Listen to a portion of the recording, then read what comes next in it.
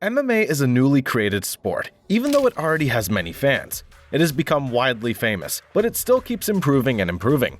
However, nowadays, the biggest challenge for MMA promotions is the scoring system. In the last few days, people even started discussing this problem after witnessing several unexpected results by the judges. MMA includes different martial arts of striking, wrestling, and grappling. It is tough to implement all the martial arts scoring systems, and that's why some judges give more points to the strikes or damage, and others give more value to wrestling and control. It is even more challenging to score a fight where a BJJ fighter is trying to be active from his back since the second fighter has a control from the top position. So the real problem is the scoring system, because we need one. The real problem is the judges. We have nothing against the judges who have their preferences, but the thing is that fighters should know what judges are giving value to. This is important because if fighters know judges' preferences, they can also plan the fight's strategy according to it. Having a general idea about how vital wrestling or striking will be very beneficial for fighters to know what they should expect.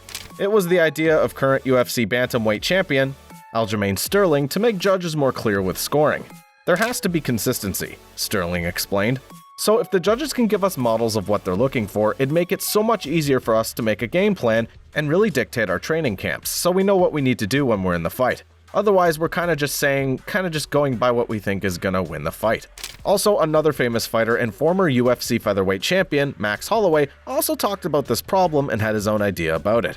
As Max said, MMA is the only sport where athletes do not know the score and whether they're winning the fight. In basketball, football, wrestling, and other sports, athletes know if they're doing enough to win the battle or not. They continue the fight game according to it. So knowing the round score after each one might also fix some problems for athletes. However, as economists love to say, each policy has negative and positive externalities. And things mentioned above might have ones that we have yet to learn about at this moment. Still, the fact remains the same, especially after witnessing the latest fights of 2022. Like Jan Blachowicz versus Magomed Ankalaev's draw, Paddy's victory against Gordon, and Jared Cannonier's split decision victory with the judges' scorecard. 49-46, 49-46, 46-49. Which means judges couldn't agree on 4 different rounds.